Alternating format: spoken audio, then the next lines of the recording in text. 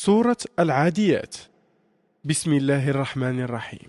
والعاديات ضبحا فالموريات قدحا فالمغيرات صبحا فأثرنا به نقعا فوسطنا به جمعا إن الإنسان لربه لكنود وإنه على ذلك لشهيد وإنه لحب الخير لشديد أفلا يعلم إذا بعثر ما في القبور وحصل ما في الصدور إن ربهم بهم يومئذ لخبير صدق الله العظيم. Sura Al-Adiyat. En esta sura se nos presentan tres escenarios. El primero lo encontramos en las primeras 5 ayas. El siguiente escenario lo componen las ayas 6, 7 y 8. Y el tercer escenario las ayas 9, 10 y 11 que concluyen esta sura. El primer escenario es motivo de muchas discusiones entre los estudiosos del Corán. En cambio, los siguientes dos escenarios son más evidentes. Pero como la sura se interpreta como un todo, la forma en la que entendemos la primera parte afectará a nuestra comprensión del resto. Este primer escenario, a grandes rasgos, representa cómo unos caballos que van a la batalla en la mañana a realizar una invasión contra un enemigo aún mayor, de tal manera que se dirigen directamente contra el enemigo e incluso lo atraviesan hasta llegar a su centro. Es interesante remarcar que esta sura hay palabras que no se encuentran en ninguna otra sura del Corán. والعاديات ضبحا. Por los caballos galopantes jadeantes. Es un comienzo común en las suras el empezar mediante un juramento sobre algo que es indiscutible y cierto, y luego proseguir con la sura, mediante explicaciones ligadas metafóricamente a dicho escenario predispuesto. Al-Adiyat viene de Adu, jawaza, pasar o atravesar algo, no solo en sentido literal sino también en sentido figurado, como cuando sobrepasas algún límite en tus acciones hacia otra persona. Al-Hadiya tiene muchas connotaciones, pero en su gran mayoría todas apuntan a significados similares: acciones extremadamente rápidas, como una invasión fugaz, un secuestro, velocidad con actitud salvaje casi incontrolable, pillaje, robar, perseguir a la caza de un objetivo. Para visualizar mejor cada aya, lo haremos mediante ejemplos muy claros. En esta primera aya, Dios jura por aquellos pocos caballos que conforman la avanzadilla de un ejército, la cual es veloz a la par que contundente en su acción, فالموريات قدحا por ello causando que chispas de fuego salten de sus pezuñas, فالمغيرات صبحا. lanzando incursiones al amanecer. Lo curioso de estas ayas es que están describiendo un escenario que contradice toda lógica desde un punto de vista de estrategia militar. El ataque es lanzado por un número reducido de atacantes a caballo, cuando lo más apropiado es equiparar al menos en número al atacado, con caballos que llegan jadeantes a lo lejos descendiendo desde el horizonte. Llegar exhaustos a su destino no es lo más apropiado, ni tampoco aparecer ante el enemigo desde lo alto del horizonte donde fácilmente se puede divisar en la distancia.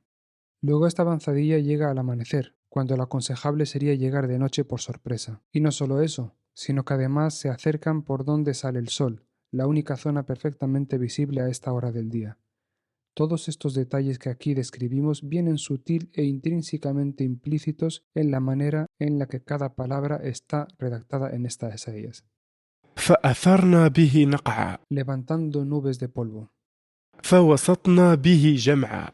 y entonces penetrar conjuntamente hasta el centro, aludiendo que con la confusión de la polvareda generada por la bramura de la avanzada, lograron atravesar como una sola unidad inmutable todas las filas de las líneas enemigas hasta llegar a su mismo centro, cual bola de bolos que todo arrasa a su paso sin inmutarse.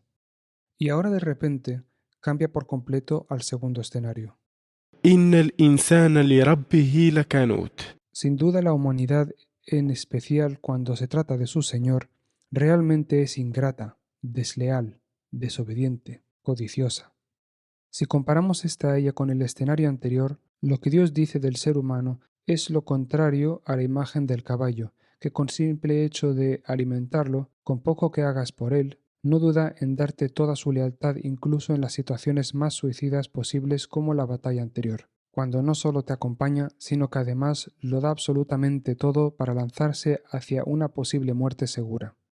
¿Acaso Dios no te ha dado a ti más de lo que tú das a tu caballo? Y sin embargo la lealtad del caballo es mayor que la tuya hacia Dios, cuando ni siquiera Dios te está llevando a tales extremos. También Canut significa desconexión, y es que esta sura se trata de la codicia y aquellos actos contrarios a Dios. El ser humano se desconecta de Dios al hacer caso omiso a su deber de obrar bien para poder realizar esos actos contrarios a Dios, tal como el pillaje y demás actos bélicos injustificables. Podemos entonces quedarnos con Canut como la palabra central sobre la cual se construye esta sura. وإنه على ذلك لشهيد. Y no hay duda de que por ello nosotros mismos somos testigos de nuestros propios actos. وإنه لحب الخير لشديد. Y cierto es que profesamos un gran amor por los beneficios mundanales.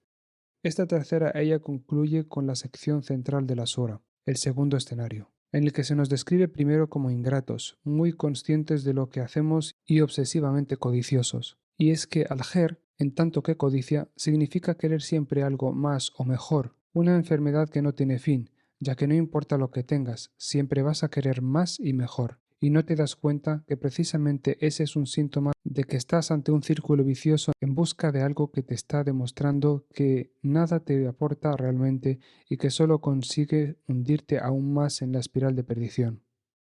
En el escenario de la invasión a caballo sería un ejemplo extremo de esto mismo. Si lo que un acto de codicia, como sería la invasión de un territorio por un interés económico, codicia, te lleva incluso al extremo de poner tu vida en riesgo para lograrlo. Y ahora finalmente, en la tercera sección, otro cambio de escenario. أفلا يعلم إذا بعثر ما في القبور. ¿Acaso no son conscientes del hecho de que las tumbas expulsarán su contenido? Bu'zira se menciona en el Corán en dos suras, aquí y en Sura al-Infitar. Ba'zara significa buscar en un cajón desastre, como cuando buscas algo pequeño dentro de un cajón donde hay 1000 cosas distintas sin clasificar, y lo vas revolviendo todo para intentar darle caza. Pero ¿qué es esta cosa que se habrá de buscar en el cajón desastre que serán nuestras tumbas, las cuales la tierra expulsará el día del juicio? Aquí se produce un cambio muy sutil en un mensaje subyacente. Al principio de la sura se habla de una caballería que llega con la salida del sol para saquear, por lo cual asumimos que es una simbología que hace referencia al ser humano y su codicia. Pero en esta ella toma un giro drástico. Comienza a hablar del saqueo de nuestras tumbas. Ya no somos nosotros los saqueadores, sino los saqueados. Y es que el día del juicio final el sol saldrá por el oeste, y llegarán con él aquellos que sacarán junto con la tierra todo nuestro historial. Es muy curioso también mencionar que este acto de revolver las tumbas levanta polvo, al igual que en la imagen de los caballos que llegan galopantes al principio de la sura. وحصل ما في الصدور. Y los secretos del corazón quedarán al descubierto. Por lo que cuando en la aya anterior se decía que se revolverán las tumbas, ¿qué es lo que se buscará? Nuestros corazones, para así revelar todo su contenido.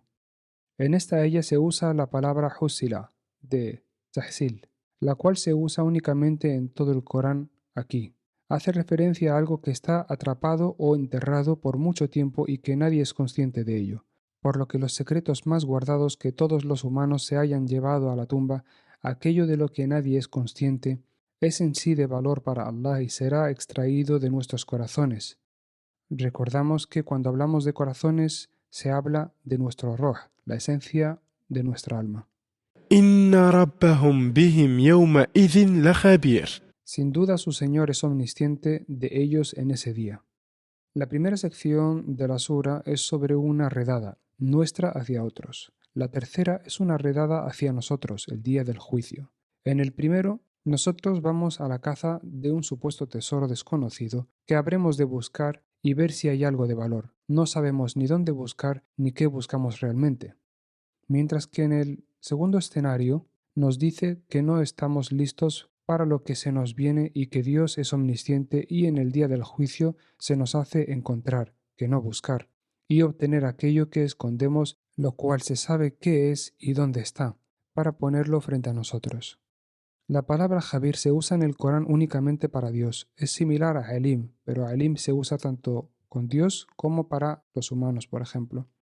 Un ejemplo para entender su trasfondo sería: nosotros podemos ser Elim de una cascada que vemos en la distancia, pero Dios es Jabir de esa cascada, ya que no solo ve su exterior, sino su origen en el interior de la montaña. Al principio de la sura hablamos de varias acepciones de al-adiyat. Adi sería una acepción de aquel que tiene una misión para ir a buscar un objetivo y traerlo. Al igual que un mensajero del rey debe acudir a la búsqueda de un objetivo para traerlo ante el rey a rendir cuentas. Por lo que esto sería otra parábola en la que ahora al-Adi sería el ángel que es mandado por Dios para ir a nuestro encuentro y llevarnos ante él el día del juicio.